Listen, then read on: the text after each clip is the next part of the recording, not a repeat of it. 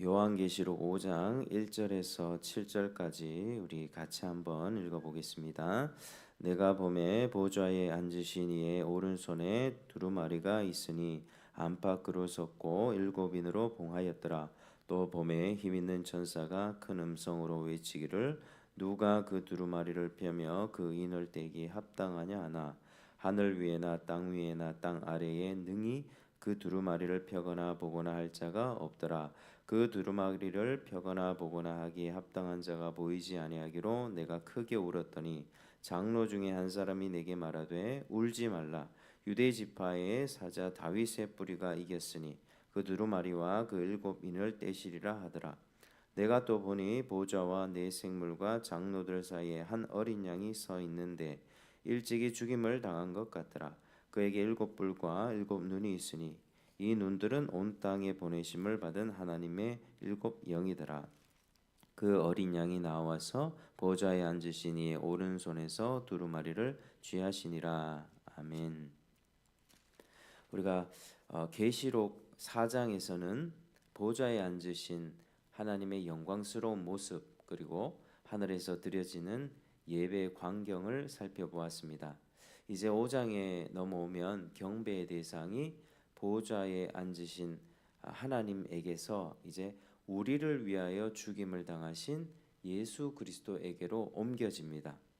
본문은 종말에 관한 비밀이 담겨 있는 책을 취하신 어린 양의 권세가 어디에서 온 것이며 또 어린 양이 네 생물과 24 장로 또 천군 천사 모든 피조물로부터 경배와 찬양을 받으시는 이유가 무엇인지를 가르쳐 주고 있습니다. 그래서 5장의 전반적인 내용이 바로 어린 양의 찬양 받으시기 합당한 그 어린 양인데 오늘은 이제 7절까지 한번 살펴보겠습니다. 자, 1절에 보니까 내가 보면 보좌에 앉으신 이의 오른손이라고 표현하고 있습니다. 자, 오른손은 하나님의 권능과 권세를 가리키는 말입니다. 우주의 중심에서 천지 만물과 세상 만사를 주관하시는 하나님의 손에 한 두루마리가 쥐어져 있습니다. 그 오른손에 두루마리가 쥐어져 있다. 이 두루마리는 안팎으로 그리 빼곡히 기록되어 있었고 일곱 인으로 봉해져 있었습니다. 자, 그러면 여기에는 어떤 내용이 실려 있습니까? 6, 7장에서 그 책의 인이 떼어질 때마다 일어나는 일들을 보면 그 내용은 이 세상의 종말과 하나님의 통치에 관한 것들이었습니다. 즉 이 두루마리는 전 우주와 인류 역사의 종말과 하나님의 구속 경륜이 담긴 비밀 문서라고 볼 수 있는 것입니다. 그래서 이 두루마리가 봉해져 있다고 하는 것은 그 모든 일들이 아직은 비밀에 쌓여 있음을 보여줍니다. 당시 로마에서는 유언장을 기록할 때 7명의 증인들이 봉인했습니다. 그만큼 중요한 문서라는 것입니다. 자, 비밀 문서는 아무나 열어볼 수가 없습니다. 그 내용을 실행할 수 있는 자격을 가진 사람만이 뜯어볼 수 있습니다. 그래서 이 두루마리는 하나님이 계획하신 종말에 이루고자 하는 그 모든 일들을 실행에 옮길 수 있는 능력과 자격을 갖춘 사람만이 뜯어볼 수가 있습니다. 그래서 힘있는 천사가 외칩니다. 2절에 보니까 큰 음성으로 외치기를 누가 그 두루마리를 펴며 그 인을 떼기에 합당하냐. 누가 그 인을 뗄 수 있는 의로운 자격을 가졌냐라는 질문입니다. 자, 그러나 3절에 보니까 하늘 위에나 땅 위에나 땅 아래에 능히 책을 펴거나 보거나 할 리가 없었다. 그렇게 말씀합니다. 그러니까 전 우주와 모든 피조물 가운데 아무도 그 인을 떼기에 합당한 존재가 없었다는 것입니다. 그러자 요한의 반응이 어떠했습니까? 4절에 보니까 그 두루마리를 펴거나 보거나 하기 합당한 자가 보이지 아니하기로 내가 크게 울었다는 것은 계속 울었다는 표현이 여기에 함께 들어 있습니다. 왜 울었겠습니까? 그러니까 하나님께서 인류를 구원하고자 계획하신 모든 일이 이 땅에 실현되어야 하는데 예수님의 피로 세우신 그 하나님의 나라가 하루속히 완성되어야 하는데 그 일을 실행할 사람이 없다면 어떻게 되겠습니까? 그만큼 이 땅에서 박해받는 성도들의 고통은 커질 수밖에 없는 것입니다. 그래서 계속 울었다는 것이죠. 요한은 하나님에 대한 사랑과 또 하나님의 구속 역사에 대한 열정과 전투하는 교회에서 믿음을 지키며 충성하는 성도들에 대한 상한 마음 때문에 큰 소리로 계속 울었다는 것입니다. 그때 장로 중 한 사람이 요한에게 울지 말라고 5절에 울지 말라고 말을 합니다. 유다 지파의 사자 다윗의 뿌리가 이겼으니 그 두루마리와 일곱인을 떼실 것이라고 그렇게 위로의 말씀을 줍니다. 이분이 바로 예수 그리스도이십니다.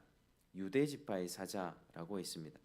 야곱은 임종할 때 12아들들에게 축복을 했는데 그때 유다 지파에 대해서 사자 새끼라고 하면서 실로가 오기까지 홀이 그를 떠나지 않을 것이라고 예언했습니다. 그 유다 지파의 사자라는 말은 다스리시며 지배하시는 왕으로서의 메시아를 지칭합니다. 또 하나 다윗의 뿌리라고 했습니다. 이는 다윗의 후손으로 오시는 예수 그리스도를 칭합니다. 이사야 11장에 나옵니다. 그래서 다윗의 뿌리라고 하는 것은 예수님이 다윗의 혈통으로 오셨지만 그 근본은 하나님이심을 말해줍니다. 그래서 그분이 이기셨습니다. 그분은 단 한 번의 이기심으로 영원히 이기셨습니다. 그리스도는 죽음에서 부활하심으로 영원한 승리를 이루셨고 두루마리의 인을 떼기에 합당한 자가 되었다라는 것입니다.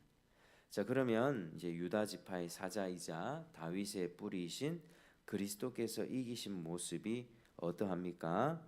6절에 요한이 보니까 보좌와 네 생물과 장로들 사이에 한 어린 양이 서 있는데 일찍이 죽임을 당한 것 같더라. 그에게 일곱 뿔과 일곱 눈이 있으니 이 눈들은 온 땅에 보내심을 받은 하나님의 일곱 영이더라. 이렇게 말씀을 합니다. 이 어린 양을 보았는데 일찍이 죽임을 당한 흔적을 갖고 있었으나 현재는 일곱 개의 뿔, 일곱 개의 눈이 달려 있다. 이 뿔은 절대적인 능력과 권세를 뜻합니다. 그러니까 예수님은 십자가에 죽으시고 부활하심으로 하늘과 땅의 모든 권세를 받으셨다는 것입니다. 그러니까 하늘과 땅과 그 아래 사는 모든 자들이 그 이름 앞에 무릎을 꿇고 예수를 주라 시인하게 되었습니다. 또 눈은 지혜와 통찰을 의미합니다. 일곱 눈은 일곱 영을 뜻하며 성령은 그리스도께서 이룬 구속 사역을 증언하시고 완성하시는 분이라는 것입니다.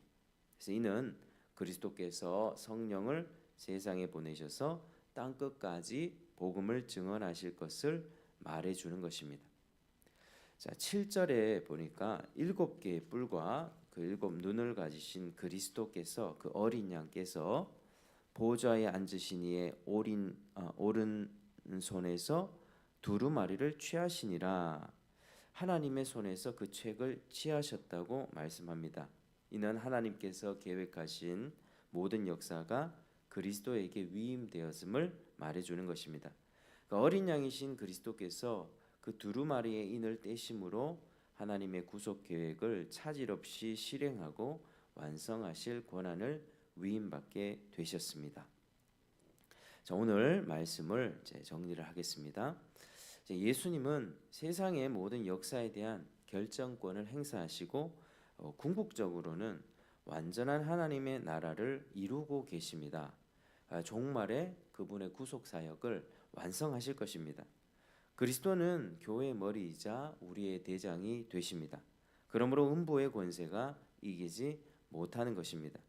주님께서는 이 사자의 힘과 능력을 가지셨고 또 전능하신 하나님의 능력으로 택한 백성을 보호하시고 또 영원한 나라로 인도하실 것입니다. 교회는 그리스도와 함께 이미 승리한 것이고 우리는 주님께서 이루어 놓으신 그 승리에 참여하게 되는 것입니다.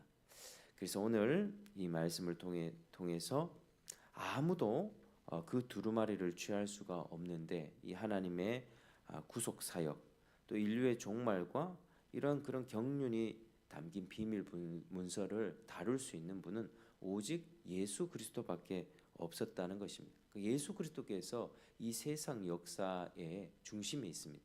세상 역사 중심에 구속사가 있고 구속사의 중심에 예수 그리스도가 있고 예수님께서는 일곱 뿔을 가지고 그 능력으로 행하시며 또 일곱 영 성령을 통해서 이 일을 이루어 가신다는 것입니다.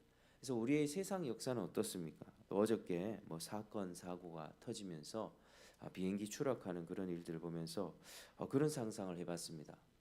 나도 제주도 가는 일들이 뭐 한두 번 있었는데 내가 그 비행기에 타고 있었다면 어땠을까? 뭐 참 상상하기도 힘든 그런 생각들을 참 해보게 된 것이죠. 세상에는 참 이런 사건들, 불의한 일들, 뭐 대통령 탄핵 정국들, 뭐 이런 것들을 보면서 참 세상이 너무나도 혼란스럽다라는 생각이 많이 듭니다. 그러나 우리는 그런 세상 속에서 늘 중심을 예수 그리스도의 구속사, 그분께서 구속사를 이루고 계시고 종말에 완성하신다는 그 중심을 늘 붙들고 있어야만 합니다. 세상의 역사는 항상 그렇습니다. 피해의 역사입니다. 전쟁의 역사, 그리고 슬픔과 아픔, 광기와 폭력과 살인의 역사가 세상 역사입니다. 그러나 그 가운데 예수님께서 생명과 평안과 기쁨 그리고 소망, 궁극적으로 하나님 나라를 완성하기 위해서 이 교회의 머리가 되어 주시고 또 교회를 통해서 우리의 대장이 되어 주셔서 그 구속사를 종말로 이끌어가고 계신다는 거죠. 그래서 우리는 이 구속사의 중심에 있는 인물들입니다. 그래서 성도는 결코 보잘것없는 존재가 아닙니다. 그리스도와 함께 왕 노릇하고 있으며 그 왕적인 통치를 궁극적으로 실현하게 될 것입니다. 맛보게 될 것입니다. 그래서 우리가 이것을 기억하고 우리 성도의 정체성, 그리스도와 함께 이 세상을 이끌어가고 또 종말에 완성될 하나님 나라의 그 모든 것이 성취되고 완성될 것이다. 이 소망을 우리가 가지면서 우리 삶 가운데 늘 주님을 생각하고 또 주님을 높여드리면서 구원을 기뻐하는 저와 여러분 되시기를 주 이름으로